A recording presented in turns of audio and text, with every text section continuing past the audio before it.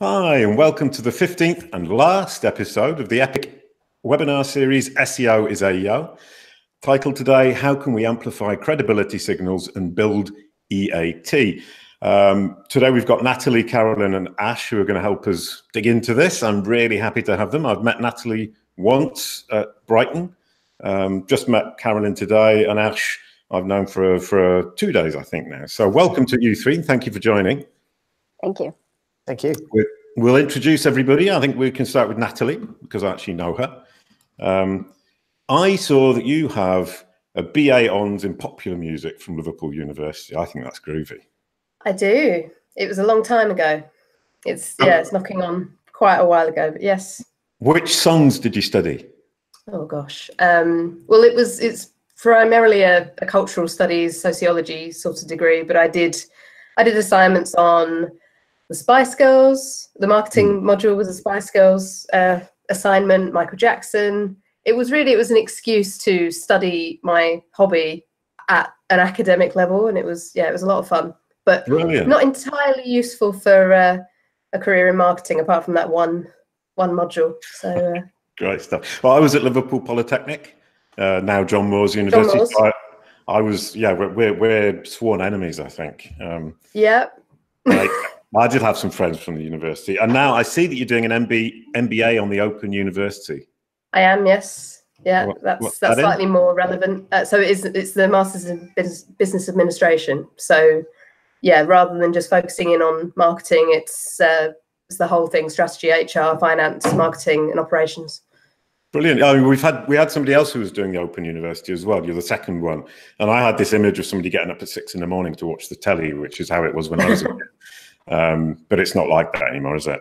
No, it's pretty good. It's pretty easy to follow the module material. No, it's very good. Brilliant. And you've just moved to London to be on the board, if I understand correctly. I am on the board. I moved to London a couple of years ago. Oh, but it's all fun and games at Kuzai. When you're my age, a couple of years is pretty recent. Yeah. No. I'm from London. I was in Manchester for a good, or Manchester and thereabouts for a good 10 years, and I sort of circled back to London. Brilliant stuff. And you're loving it? Yeah, absolutely. Oh, shit, that sounded like McDonald's. I do apologise. We'll move on to Ash. You're also in London. I am indeed. With Trustpilot, working on technology marketing kind of stuff? Yes, pretty much that. Yeah, so I handle our internal training as well as helping out with the marketing and the technology side of what reviews can do. Yeah, and then in the evenings, you're a hypnotherapist. I am indeed. What's that like? That is, it's interesting. It's a very good word for being a hypnotherapist part-time. But no, it's something very random I did quite a while ago. Well, actually, not even that long ago, but I studied psychotherapy and decided to specialize in hypnotherapy as it was an interesting topic. And I was watching all these hypnotherapists on TV do amazing, funny things. Turns out it's not that funny unless you're on TV. It's more serious when you're off TV. All right, yeah, okay. But it's very useful for people that you manage to help. So yeah. That's brilliant stuff. Yeah, on the TV, it's all putting on shows, but actually helping people, which is really, really nice. Yeah, a bit more satisfying maybe, but yeah. Yeah, and I saw, like, talking about education, you went to Oxford Brookes University. I did indeed. You're very coy about what you did because you don't write it on your LinkedIn profile. Well, I did sound technology. Ooh. So yeah, and I was very interested in what you were saying to Natalie just there. But no, I did sound technology as my degree, and that was just actually similar to what Natalie said, just an easy way to carry on doing what I love to do. Just did it all the way through uni with no real thought about what I could or couldn't do with it afterwards. Okay, well, yeah. So I'm actually now jealous of Natalie and of you because you did things you wanted to do. I did economics, and it was just because it was there, I suppose, a bit like climbing a mountain. Move on to Carolyn. Welcome. Thank you. You're in Atlanta. The other two, England. I'm in the south of France. You're in Atlanta, and it's cold. Is that right? Well, it's cold for us in Atlanta, yeah. We're used to warmer temperatures, I suppose, warmer than most places in the winter, but it's chilly for us here, yeah. 20 degrees Fahrenheit? Yeah, around there. We're supposed to have some ice today too, so. Oh, there you go. Well, good luck with that. Don't go out without your big furry boots on. Now, this time I am right. It was recently, not like Natalie. You just did change job, didn't you? Yeah, I just switched to a startup called Flock Safety, and we sort of specialize in security software and license plate reading cameras that neighborhoods can buy. Okay, brilliant. Which is a bit of a change from funeral services, yeah? Oh yeah, I did work in funeral services. I really like interesting like niche industries. So I feel like I actually learned a lot about marketing and working B2C in the funeral industry. It's super interesting. You're with someone during obviously the worst time in their lives, so you learn a lot about humans and humanity, really. Brilliant stuff. And at university, you worked on the radio station WUOT, which is very difficult to say. And it's a 100,000 watt station. Is that big? It's actually an NPR affiliate in Knoxville, Tennessee. So I worked essentially for the local NPR station, and that was super interesting as well because my intern mentor was super amazing. His name is Matt Schaefer Powell. He's I think moved back to Michigan now, but I learned a lot from him. And again, it was a good study of like local politics. That was also when some like big environmental stuff was happening in Tennessee. So I got good opportunities to go like dig into big news stories. And even though I was an intern, I got to go be like asking the hard questions. And I'm sure the big government officials were like, how old are you? Like 15? But it was a great internship. I really enjoyed it there. Yeah. Brilliant stuff. Well, thank you very much. Welcome to you all. Really glad to know you a little bit better now. We can now move on with the webinar. I think everyone's settled into their comfortable seats to watch. Natalie, Carolyn, and Ash are going to tell us all about how we can amplify credibility signals and build EAT. We start off with this first slide, which is my favorite slide that's come back, perhaps not every episode, but pretty much every episode. The three-part process. Intent, understanding, credibility. Here we're really looking at credibility, what I call credibility. It's credibility to convince Google that you have the best, you are the most credible, solution to the problem or the question that the person is asking. We're going to start with the idea of what are these credibility signals? What credibility signals can we work on today to convince Google that we are the best in our market? Ash, please go ahead. Sure, thanks, Jason. So credibility signals is an interesting one, and there's a few things that come to mind immediately, especially within the world of reviews. So firstly, if we think about Google search engine results and how they look, there's particular searches you can do that obviously bring up the knowledge graph. And within that knowledge graph, especially for brand-related searches, reviews are beginning to populate that knowledge graph, and that third-party element is beginning to creep in. Where it's Google saying, it's not just what we think, but here's what some other third parties think as well.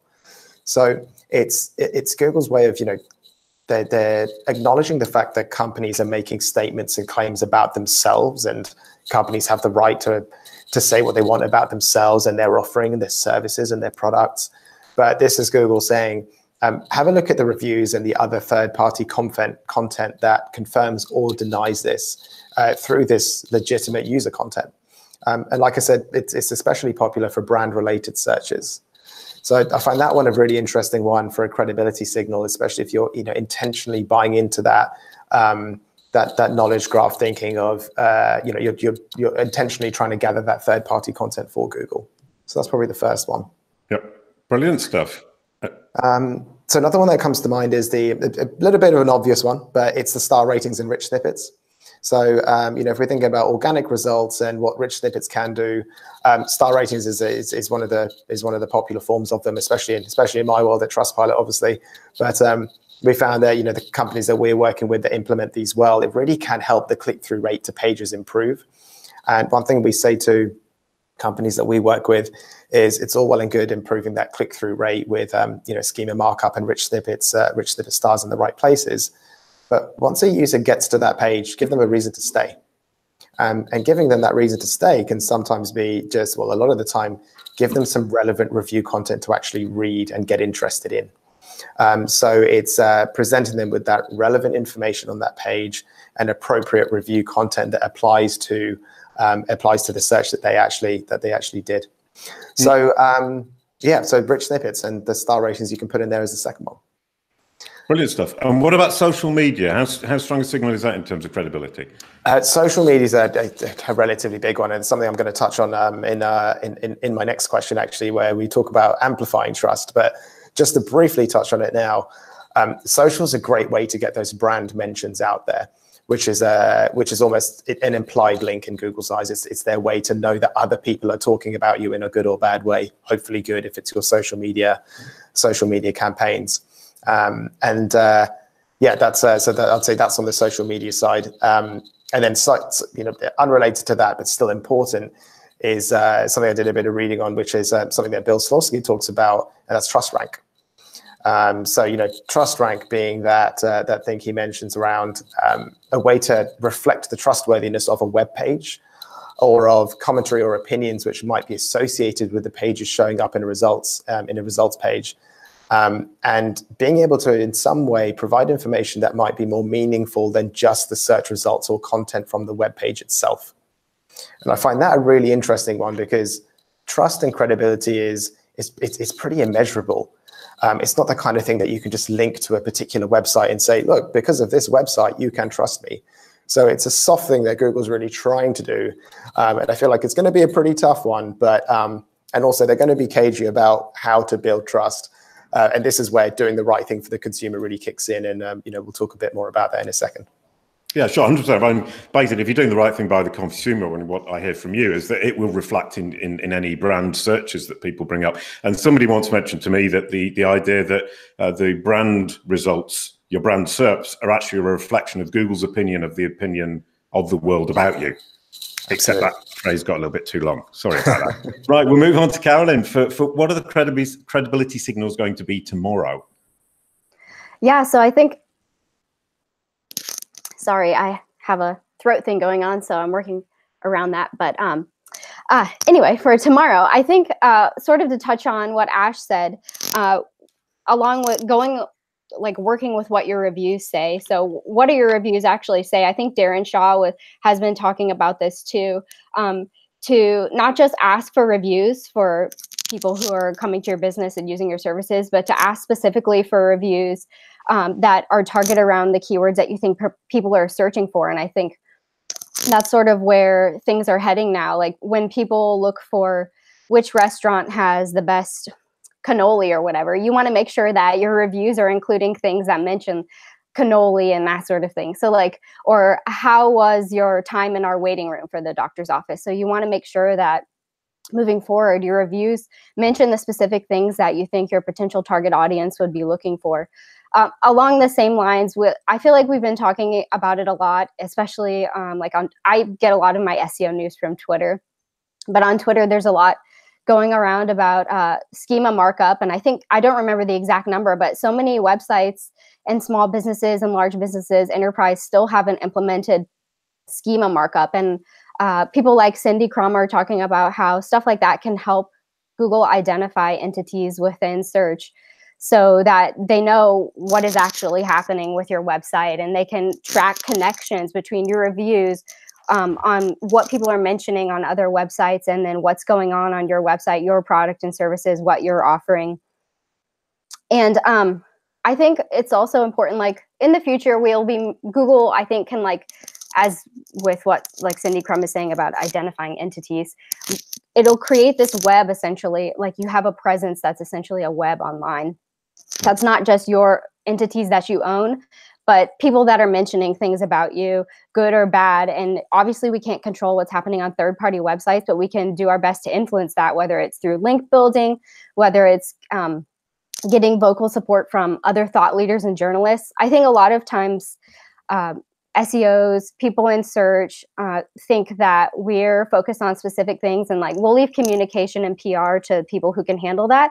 But a lot of times we have to get involved in the PR side of things, especially that's essentially what we're doing when we're doing link building. So we just have to take it a step further in our minds, perhaps, to be all right, how can we get maybe not a linked mention, but a mention that's positive, so that when someone is searching for our brand name and that comes up on the first or second page, it's a positive mention. And then I think sort of it's been a signal in the past, but it's only going to continue into the future, is that we're creating useful content for our target audience instead of just creating mentions about me, like this is what my company does, this is how we can serve you, like what serves our users best, and that we not try to like shove them down the marketing funnel, but give them what they need at that point of time, put ourselves out there as a subject matter experts in certain areas, and then people will come to you when they need your product or service because they know you're the expert in that area. That's brilliant. Absolutely perfect. That covered it all. David Amerland actually talks a lot about that idea of you're existing within the environment, and as a brand, you need to consider what that environment contains and how you're represented in that environment, and concentrate less on, as you rightly said, pushing out your message and more look at the message around you. Right, which I think a lot of times, especially in the SEO and PPC community, we think about, well, this is what I can control. I can't really control what's going on third-party sites, but I think that there's at least ways we can try to influence it. And I know a lot of people in the search community are like, I don't like the link building. If I create great content, people will come. But I think we have to sort of put ourselves out there, get on the PR side, almost like selling ourselves to the community as well. You have to sort of be, I'm an introvert, I don't like doing it, but we sort of have to get on the extrovert side sometimes. What's an introvert doing on a webinar? My friends recommended me. This is how I get places. Brilliant stuff. Great. Thank you very much. In fact, there was a question from the audience and they were asking if this is an Indian instrument. It's not. It's a double bass, but apparently there's an Indian instrument that looks quite similar. My initial career was a double bass player. And Ash is saying it's probably the sitar. That's a discussion for another day. I almost had Marie Haynes on the show, and I'm really disappointed she didn't make it. Not today; it was back at the beginning, because I really wanted to get her to dig into expertise, authority, and trust, because she's the go-to lady for that stuff. But I've been talking about credibility, and I'm wondering if me and Marie agree or disagree, or whether they're different things, whether they're the same things. How much I should argue with Marie about it? Natalie. So I would argue that they're pretty much the same thing. It's all about making your brand the best possible representation of the brand it can be online. And that's what the quality rater guidelines are designed to do. And that's what the concept of credibility is designed to do. So I'm pretty certain they're the same thing. I was just thinking about the quality rater guidelines in general, and that they provide a playbook for what makes a result relevant to a query, and it makes it less guesswork for the SEO or the marketing professional to argue the case for improving the content. So it's a good thing to have. I think I'm jumping forward to something else we're going to discuss about the focus on EAT in the SEO community, because it does seem to be quite a sudden focus, though it's been in the guidelines for even before Google made the guidelines public. It was there for anyone who could join, all the agencies that Leap Force and all the people that were partnering with Google on that. So it's really quite interesting that it has this sudden resurgence. But other thing I wanted to say about credibility was that there is more to the algorithm than EAT. EAT seems to be largely focused on the content side, although there's obviously authority and trust signals in the link building side. But it is important that there are some parts to consider about your online experience that aren't on the content side, more about the user experience and the technical side of things that also, I would say, play into credibility, but also are an authority metric as well. So I think you're saying the same thing, to be honest. Brilliant. Well, having just listened to you, I hadn't really thought the question through, to be 100% honest. In fact, credibility is a bit larger than EAT. It includes EAT.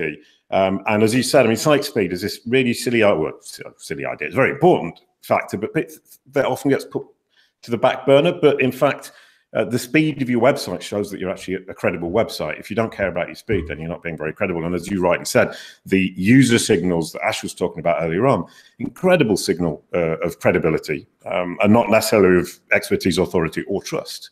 Great. So credibility is the big one, and EAT is a subset, and everyone's become terribly obsessed with it in 2018. I think that's a good thing, because it makes us think about who we are and how we prove that we are expert, authority, or trustworthy, or credible, whichever word you choose. Super duper. We're back to Carolyn. That was the question, in fact, that Natalie beautifully brought in, and I didn't notice. That was an amazing segue you did, Natalie.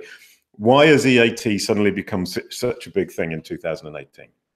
Yeah, so I actually saw this on Twitter. Somebody asked Marie Haynes this, like, this has been a big deal for a while. Why do people suddenly care about this? And I was thinking about it, and to me, it seems like, I think it's sort of like this rebellion in the SEO community where we've seen so many people are trying to find like the quick fix way to do things. Like, how do I just hurry up and do this? I just want to rank #1. And especially with things like voice search coming in, it's critical that at any cost, I just have to be #1. And a lot of people are sort of, I guess, like going against that and saying, well, it's less about, I mean, it's important to be #1. It's important to bring up as much traffic or bring in as much traffic as you can. But it's also critical that we're like doing it the correct way so that the longevity of our results isn't, you know, it lasts for more than just one, you know, month or one cycle or whatever it is. That we're creating the kind of web experience, user experience, content that's useful to our users, solves their problems, that'll solve their problems now, but will solve their issues further on, so that we're not just #1 for, you know, a short period of time, but that we're ongoing. And I think that it's also a big deal because Marie Haynes is pretty big in the community, and she's brought it up. It's something that I think that she has been working on with her clients for a really long time, and she's saying like, hey guys, this is working for us. Like, we're focusing on these aspects of EAT and it's showing good results for our clients. And a lot of people are sort of like jumping on that bandwagon now too. But like Natalie said, I'm really glad that people are focusing on it now. It's always a pet peeve of mine when I go to a website and I see that they're just trying to make me buy, and I'm like, I don't even know what you do. I've been to websites before where there's no navigation. There's just like a buy now button. And I'm like, I literally don't know what you're selling me, but I'll click this buy now button and see what the pricing is, I suppose, for this product I don't know. So I think creating, part of EAT is creating a good user experience all the way through the funnel and sort of like nurturing your potential buyer or client along throughout that process. Yeah. If I could add to that, yeah, go ahead. Just that there is often a tension when you're agency side and client side. Client side, the content marketing still needs to have a bit of a content marketing still not that fully understood. Sorry, I seem to have a lot of sunlight on me.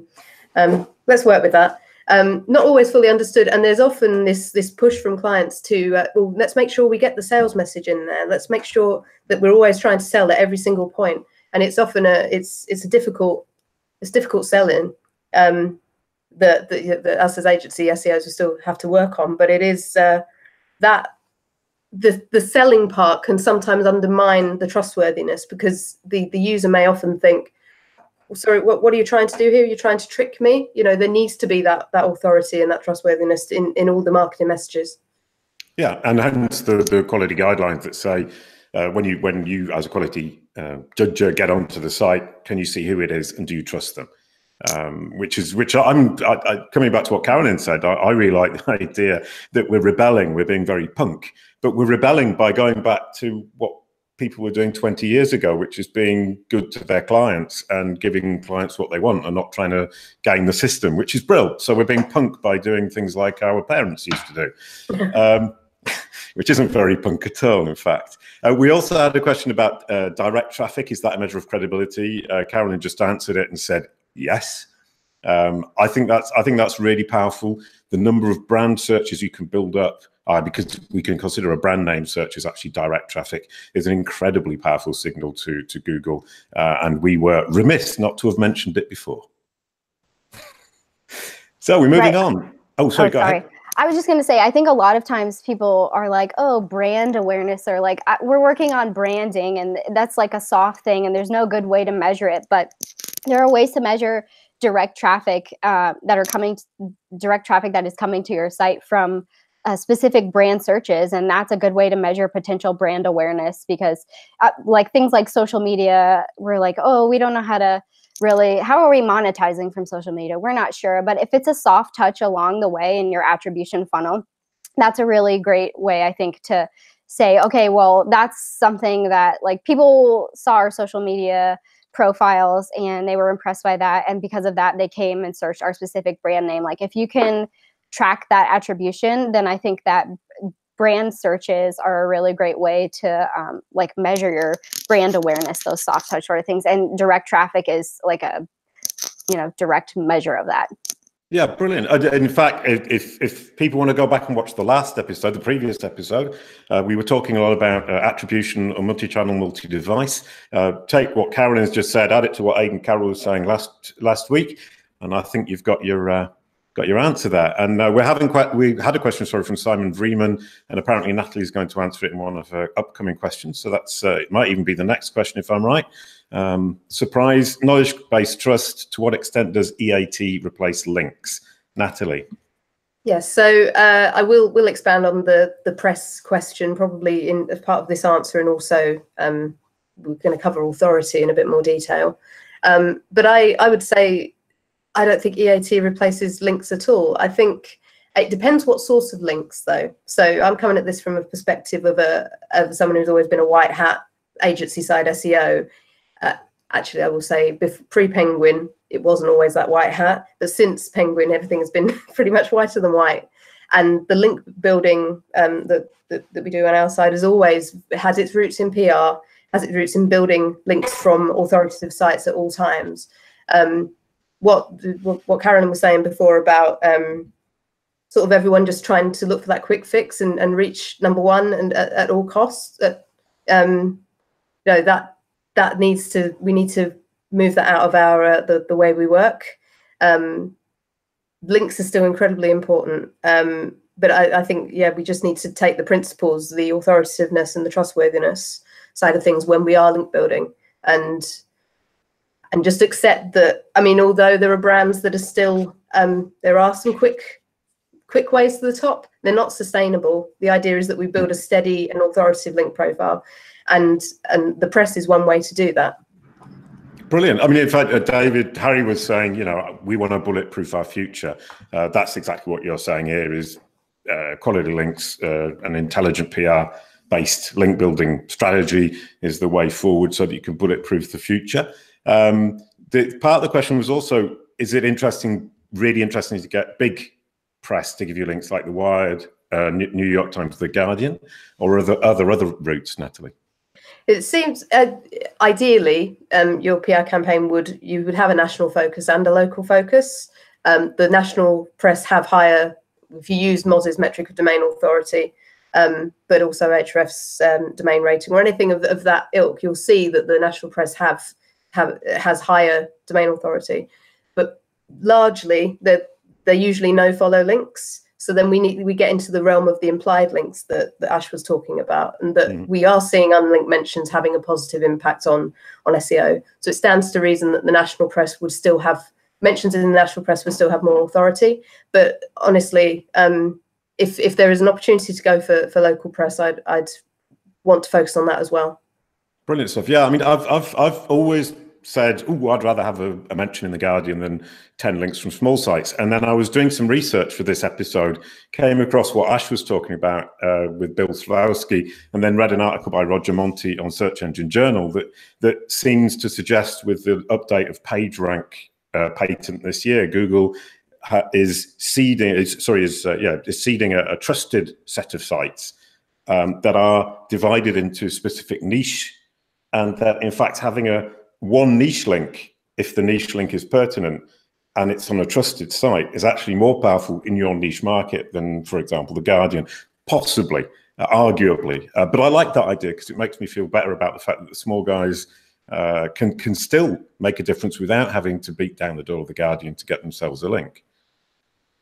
Super, jolly good. Oh, go ahead. I was just going to say, I also think it depends on your industry, because sometimes like getting those local news mentions or news stories can really benefit like small to medium-sized businesses in like niche communities like you were mentioning. So like a mention in the New York Times or Guardian may drive a ton of traffic initially and it'll drop off. But a lot of times like local news mentions within your community can be really helpful, just like driving traffic and building a reputation within your community. Okay, super.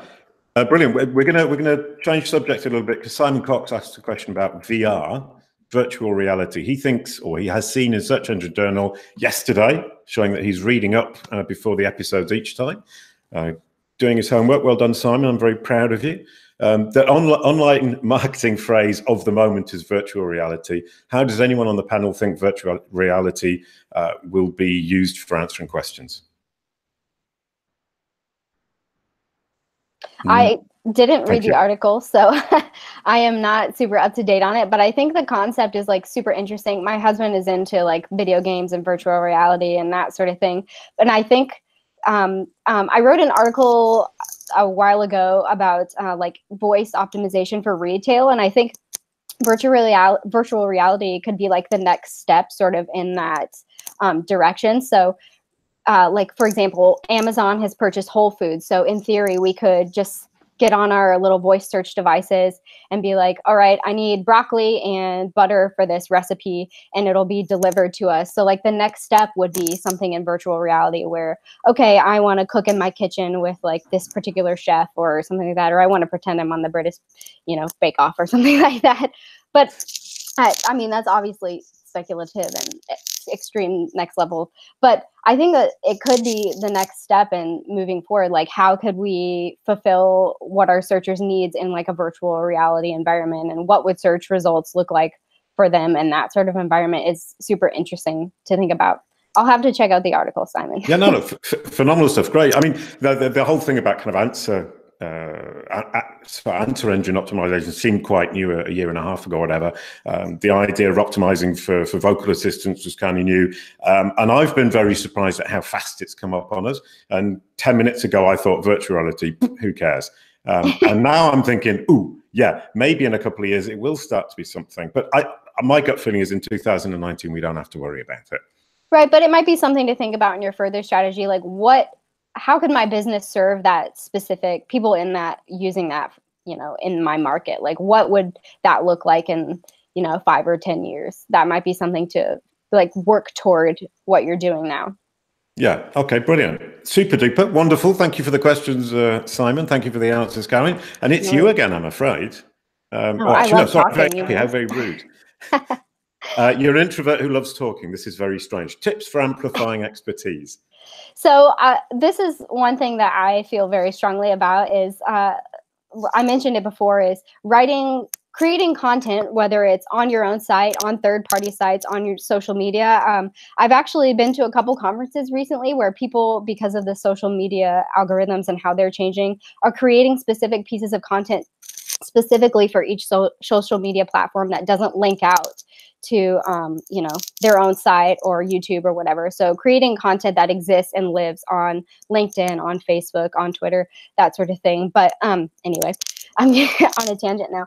But I think that creating specific pieces of content for each platform, for your specific users, and where they are in the funnel and what they need at that stage in the funnel based on your business model and what your business is doing for those clients, can really amplify your expertise. Because like I think Natalie was saying earlier, if you just come off with a sales pitch immediately, regardless of where people are or what they're looking for, we know if people are searching for specific things, that if someone searches for something like refrigerator, they're probably at the top of the funnel looking. Like, what kind of refrigerator do I need? Oh, a specific size refrigerator? Okay, 4.6 cubic feet refrigerator, French door, stainless steel. And then as people continue to add more specific things to their query, we know, okay, they're probably further down the funnel. How can I tailor specific content based on where those people are in the funnel and how closer they are to making a purchase? And that's maybe when I should bring in the sales stuff. But when someone's just looking for like stainless steel refrigerator, I can't be like, buy now. They don't know exactly what they want. So proving not only that you're the expert in that area, but that you're not just there to sell people is one tip I have for amplifying expertise. Create useful content. And I always tell people to stop trying to shove people down the funnel. And then I also think a lot of times as companies grow, they create content departments that are oftentimes people who necessarily aren't experts in that area, and so you'll get an assignment and they'll be like, write about refrigerator, like how to repair a refrigerator, and you're not sure how to do it. And I think that's a really great opportunity to find a subject matter expert in that area, interview them, and really get the nitty-gritty and the details and write from that person's perspective, or even as an interview. So it's not just you guessing and doing the research and finding someone else's tips for something, but actually asking an expert in that area and using that information so that it's an accurate piece of content that really does answer people's questions. I'm all about being, I'm sort of like Natalie. I come from like a super white hat perspective. I like to do things the right way, even if it's like a slower build. And I think that doing it correctly in terms of that will really benefit people in the long run. Brilliant stuff. Yeah, no, I think we're all white hats here, which is which is good news. No, but I'm 100% with you. I mean, it's really nice to have talked for the last 15 episodes with people who are A, intelligent, B, terribly communicative, want to share, but also terribly honest and wanting to do it all white hat and building for that bulletproof future. One thing that did strike me is guest blogging, as this whole kind of world was built up around it, where people were terribly lucky to be able to write on a site, for example. And more what you're saying is, if I'm an expert, I could actually sell my presence on somebody's site because they're barnacling off my expertise, or vice versa. You see what I mean? Oh yeah, I suppose that's a way to do it, as long as you're doing it honestly. I think a lot. But sorry, what I meant is that whole kind of guest blogging idea is perhaps turning around, where the expertise has actually an enormous amount of value, because bringing that expertise to the table and allowing somebody to barnacle off your expertise is a valuable asset. Does that make sense? Oh yeah, for sure. I think so. I think everyone would love to have like Marie Haynes write on their blog or something like that. But yeah, I understand what you're saying now. And yeah, I think somebody was mentioned, I don't know. I read all these articles and I don't know the sources. I'm sorry. But I think it was on Twitter or something. Somebody was saying that like, it's also a great way to build up your level of expertise. I think with the authorship thing, so like somebody was saying Google had authorship for a while, and that was actually, we were all tricked, and that was all their test data to figure out how they could do it without us actually telling them how to do it. So yeah, once you have this sort of like presence online, regardless of where you're posting content, if you're the subject matter expert in that area, yeah, you can also be building up your expertise. Well, I mean, the one person who has talked about it is once again Bill Slawski. He was talking about that the authorship markup was just a way to get training data for the machine learning that they're now using. And he also said that about the Open Directory project. I mean, all these things going on that Google have pushed in, and Google Plus as well, and then just pulled down. Everyone's thinking, oh, they've wasted the time. But in fact, they're saying, no, we're getting the training data for the machine learning, and we just don't need it anymore. And that, we were talking about schema markup a little bit earlier on, and the idea of mentions is that because Google is more and more capable of extracting this meaningful data, meaningful information from unstructured data on the web, we will be needing it less and less. And the mentions, which question Simon was asking, yeah, mentions are going to become incredibly important, maybe as important as links, we don't really know. But the fact that Google is capable now of making sense of the content and the context of that content and link it to the knowledge graph and its knowledge of the world, yes, mentions are incredibly important, and they're going to be more so. My opinion. I agree with that. I agree. I also think that that's sort of where like getting mentions of your content with specific keywords is also really important. I think I mentioned that like what Darren Shaw was saying. So like not only having your brand associated in this web, but associated with those individual keywords that you want to make sure that you're associated with. Yeah, and that's the context cloud and co-occurrence, and incredibly important to get all that right. Natalie, were you trying to say something, or were you just saying you agreed? Pretty much agreed, and yeah, can't answer that. Right. So now you can tell us how to amplify authority. Sure. One thing actually in this would be, you were talking about authorship markup, so the old school authorship markup, and it being a trick. It is still possible to mark up. There's blog author markup, which we're doing some testing around to see if that does have any direct impact on the EAT side of things and the authoritativeness of content. It's early days for us, but we're that is still something that's possible. I wouldn't anticipate it's going to be effective on its own, but with all the other all the other factors taken into account, you know, it could push it over the line. That's in terms of website markup. But then in terms of authority, I think PR, good relationships with the press and influencers is still absolutely vital.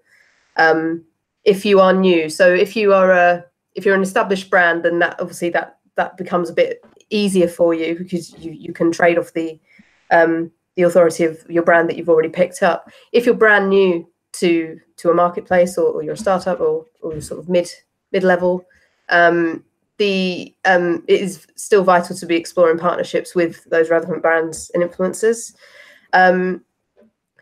It's one of those cliches about, you know, content is king and all the rest, but it really does need to be restated. You need to make sure your content is good. You need to make sure that that it stands up on its own and could build authority for you once you support it with the PR and link building side of things.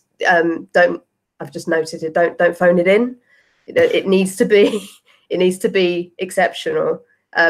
Mediocre doesn't cut it. So that's how you.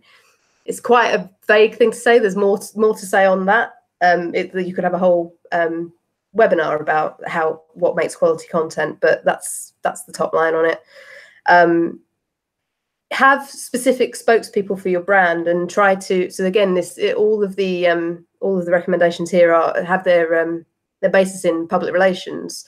You need to have good spokespeople and build up their authority. So you then building them as a credible source of information, and you build the brand as a credible source of information, and the two, you know, the two benefit from each other. So PR really. Great content and PR. Brilliant. I really like the idea of saying, okay, I've got these people with whom I'm working, influencers or content writers, authoritative, expert people. And in fact, as a brand, if I help them build their expertise and authoritativeness, that actually then reflects back on me. So kind of it's a win-win game where kind of everyone gets together and has a big hug, and it's all a bit hippie, which is wonderful. And as you said, once again, we're back to the PR world, which I'm incredibly happy about. Super duper. We had a cat coming on Carolyn's screen. She fought it off bravely. Now we're coming back. I'm afraid, Ash, we'd rather forgotten about you over there. But now you're back with a vengeance. Tips for amplifying trust. Please give us some ideas here. Yeah, absolutely. So it's an interesting one, and again, I'm very just sort of, you know, reviews in general are very consumer focused, but amplifying the gained trust you have from consumers can have this byproduct of amplifying the trust you genuinely have to Google. So it's somewhat immeasurable if you think about the world of reviews and that kind of thing, but it's about embracing true transparency, and I guess that ties into the white hat thinking of just being genuine, authentic, and being transparent. And so some things that go against this and can work against customers that we've seen previously is, you know, the idea of one of the most popular ones is thinking that cherry picking review collection is a good idea. So, you know, cherry picking from only inviting happy customers to leave your review, it builds this distorted, unrealistic reality online in certain pockets. And of course, what happens in the background is those unhappy customers or customers that haven't been given the opportunity to leave feedback, they find somewhere to leave feedback. They find it, they leave the feedback, and if it is negative, you know, a lot of the time we call them the loud minority because they've got something to say and they haven't been given the forum to say it, so they go and find one themselves. And this can result in an inconsistent, scattered brand reputation, mentions being made of your brand in negative as well as positive and inconsistent ways online, and that's going to result in mixed signals. So what this can do in the background for some brands is build up this pocket or a bubble of negativity in the background, which is just creating risk for the brand ultimately. And a time will come that if that bubble becomes big enough, Google notices it and it becomes a problem for one reason or another. So authenticity and genuine transparency, you know, wins for amplifying trust in the long term. And it can be a slower burn, but it's worth it for the long term. It's future proofing. And it's building a genuine historical path of where your brand's gone as well. So that's my take on amplifying trust from a reviews perspective. Well, I mean, one thing. Sorry to interrupt. Just sure. I mean, what I hear there is, I mean, whether it's reviews or a bad article or bad social media representation, even you've got to deal with it. You've got to face up to it, and you've got to make sure that you sort it out. And you can't just push it under the carpet and hope that nobody will ever find it. And one of the things that we were discussing yesterday, Ash, was Google will find it, and it will also see when you're trying to trick the system. Machine learning machines will see a pattern, and the one thing you're doing when you're trying to game the system is creating a pattern. Would you agree? I completely agree. I really do. And one thing we just refers a little bit back to, being the punk in the group, I guess, from what we mentioned a few minutes ago. But one thing we see businesses doing is almost going against the grain in a good way. So, we see businesses that actually showcase their 1- and 2-star reviews on site, but also showcase their public response to it. And what the objective here is, they're telling the consumers, even if something goes wrong, the risk with us is minimal because here's how we deal with it. And that in turn can help encourage, again, more time on site because there's more useful, relevant stuff for consumers to actually read that applies to them. And it's content that's not written by you. It's user-generated content that's useful for other consumers. So that kind of thing we see is the real forward-thinking companies are doing, and actually seeing good results from it, and building a genuine following of customers that trust them for all the right reasons. So I guess my final. We're treating our customers well and being honest and making sure that you put yourself out there. And I mean, I have clients and they say, "Oh, but what happens if I get a bad review or a bad article?" So if you're not prepared to put yourself out there, then you don't trust your own product. So you need to improve your product, which is rotten and nasty of me, but terribly true. That's true. Next question, and it's for you all. You're the best. Prove it. This is something I come up against with my clients all the time. They say, "But we are the best." And I say to them, prove it. How do you prove it to Google, Natalie? Oh gosh, something new rather than content and PR. How do you prove it? I mean, just by being faithful to all of the principles of SEO, UX, PR. How do you make sure your website is discoverable? Make sure your website is usable. Make sure your content is of high quality and adheres to all the principles of EAT. Make sure that other websites have clearly heard about you and are giving a good review of what you do. Be the best. Come back to me. I'll sure. But in fact, one thing I really liked in that answer was the principles of EAT. That's brilliant, because it's not a direct ranking factor, but the principles of EAT serve the entire digital marketing process, including SEO. And I think the principles of EAT is a really nice way to present it without seeming to overblow it or imply that it might be a ranking signal. Brilliant stuff. Now, Carolyn, if you've got anything to say on how do you prove to Google that you're the best?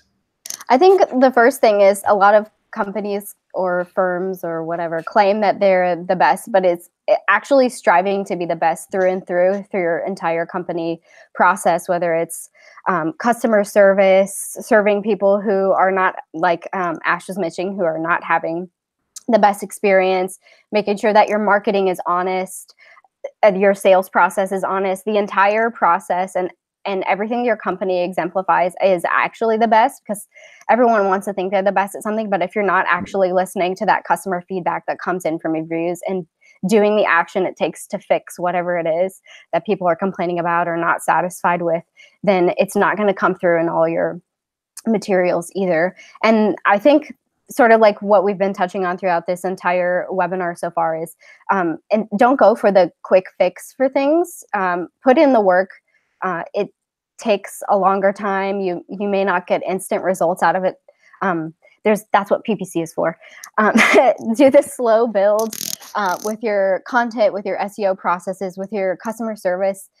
Talk to those people who are on the front lines in sales, customer success, customer service. Hear what their questions, the questions that they're getting, the comments that they're getting from prospective clients who you do have, and then use that in your marketing materials to just put it all out there up front. I think honesty is the best policy. So do your best to be the best, and then put it all out there on the internet, on all your channels. Yeah, brilliant stuff. And I would add one thing to that. I mean, what is kind of interesting for me, at least, is you say, okay, I've got all this information that says that I'm the best.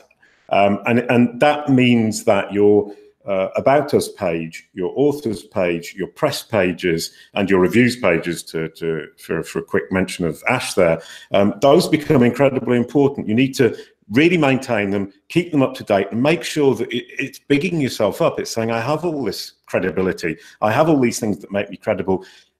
Show it to Google. And then it can go off and check the facts. And once it's checked the facts, you've proven yourself to have told the truth, and then you become more trustworthy. I think that's a kind of a nice idea, that by continually telling the truth and continually being proven to have told the truth makes you more and more trustworthy, which actually was what I should have added to Ash's comment and not to yours. Ash, how do you prove you're the best? So, from my perspective, I'd say get your customers to do it for you. Use third party channels and invite customers that have bought from you, all of them, to write about how you are the best, and that's your way of showcasing it. So it's almost getting your customers to do the work for you to a certain extent in a third party validated way, which then just confirms what you put on your website yourself. Yeah, I love the idea of confirmation. I mean, that whole prove it. I think the answer is actually just say it and make sure it can be confirmed by third parties that you do not control. Very last question for this one is convincing Google and convincing users. Now, that's not really a question. What I was actually trying to get at is, what's the difference for us as marketers? What difference do we need in approach between convincing Google and convincing users? Carolyn. Sorry, I wasn't off mute yet. I think obviously Google's goal is to serve the users best. So as long as you're serving users, you're meeting Google's needs. But I also think that there's a technical side of it to make sure that all of your digital assets are technically sound, that you're not accidentally hiding something from Google that you shouldn't be, or that like you're doing everything on the technical side that you should be doing. You have the markup where you need to have the markup. You're getting good links in an honest way. You're obviously not buying them. So I think having your technical SEO in order, along with doing what you're doing to best serve users, is one of the best ways to do that. Super duper. Natalie, same question. I would give a very, very similar answer to Carolyn. It's all about Google's ethos. Most of Google's ethos is to serve the user and deliver the right result to the user at the right time, and understand all those micro moments, and Google is all about the user. So there isn't a huge difference, I'd say, between focusing on Google and focusing on the user. Way back when, it always used to be about building content for search engines and SEO landing pages and all the rest. But no, these days I think the line is very, very blurred. No, I don't think there's much of a difference. No, I'm really glad that those days of content search engines are behind us. And just as you said it made me realize how far it is behind us and how much now it just seems such a ridiculous idea, although at the time it obviously did work. Simon's just asked a question, which I would really like to bring over to Ash, in fact. So many small businesses or business owners, they have timescale results driven. How can you measure and show small improvements in credibility over the slow burn period? What KPI should we use? I think we can end this episode on this with all three of you, so give it some thought. Because the question of measuring this, because as you said, it's I would call it fluffy. It isn't tangible. How do you measure it, Ash? Yeah, that's a great question, Simon. So, if this is an internal thing that you're looking to measure where your credibility is and where it's going, and if it's improving and how much it's improving by, you've firstly got to find out where you currently sit in the eyes of your customers. So you have to find whichever measuring stick you're deciding to use over a longer time period, and from today, get a gauge on what your customers currently think of you. So that could be survey based, it could be review based, but whatever you use today to make that measurement, continue using that moving forward, and just ensure that you're inviting everyone to leave this feedback in a particular way consistently over a long period of time. And what you'll find week on week, based on what you do with that feedback, if you're genuinely acting on it, the feedback will begin to change pretty quickly in tiny ways that you'll notice.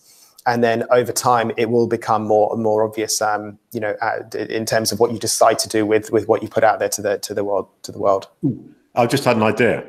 Couldn't you actually just take like social media channel plus reviews and collect actually the texts and then stick them into a sentiment analysis tool and then say, that's my measurement. I need this, however much I get, it needs to be whatever it is. I mean, you've got a 50% positive sentiment, and then in a month's time, you've got that exchange going. You can keep measuring it by the sentiment analysis of something like Google's.